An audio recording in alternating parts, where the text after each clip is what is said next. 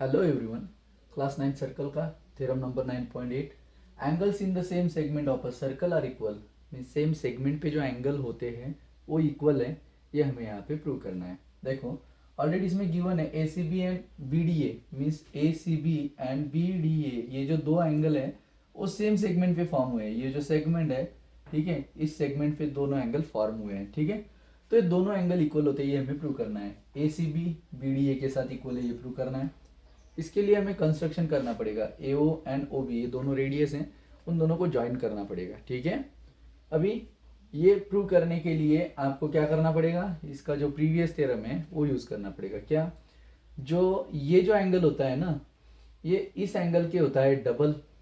Obvious है, ये भी एंगल क्या होगा, इसके double. Things which are equal to the same thing are equal to one another. According to that ये दोनों एक दूसरे के इक्वल आएंगे। चलिए तो स्टार्ट करते हैं वीडियो। सबसे पहले प्रूफ स्टार्ट करने से पहले आपको क्या करना पड़ेगा, इन दोनों के रिलेशन के बारे में लिखना पड़ेगा, ठीक है। और इन दोनों का जो रिलेशन है वो क्या हो जाएगा, देखो आप ये जो है ये इसके हाफ लिख सकते हो, और ये जो है ये भी इसके हाफ है, या तो इन दोनों को डबल लिखो, कैसे भी लिखो, कोई भी प्रॉब्लम नहीं है, ठीक है। तो ये हाफ वाला लिखते हैं हम। ए सी बी जो होगा, ओके, एंगल ए सी बी जो होगा ये हाफ होगा। A C B will be half of A O B. Angle A O B के क्या हो गया, वो हाफ, क्योंकि हमने अभी जो थ्योरम देखा है इसका प्रीवियस, लिंक आपको डिस्क्रिप्शन बॉक्स में मिल जाएगी।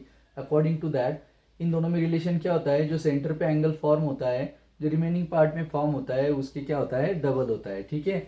और ये जो होता है वो हाफ होता है, तो हमने हाफ में लिखा अभी, ठीक है। तो सेम सिचुएशन यहाँ पे भी हो जाएगी। ये है आपका इक्वेशन नंबर 1। अभी इन दोनों की अगर बात की जाए तो हम एंगल बी डी ए के बारे में क्या लिखते हैं, वो भी तो half of A O B ही है। Equation number 2, okay, same previous theorem, okay. तो अभी हमें क्या करना है, इन दोनों इक्वेशंस को कंपेयर करना है। देखो ये भी आर एच एस, ये भी आर एच एस, दोनों आर एच एस एक दूसरे के साथ इक्वल है, ठीक है। तो दोनों एल एच एस भी तो एक दूसरे के साथ इक्वल होंगी। सो हम यहाँ पे लिख सकते हैं फ्रॉम इक्वेशन 1 एंड 2, क्या लिख सकते हैं हम यहाँ पे, angle A C b, okay, a C b, okay, ये इक्वल हो जाएगा एंगल बी डी ए के, ओके। और यही करना था आपको प्रूव, हेंस प्रूव।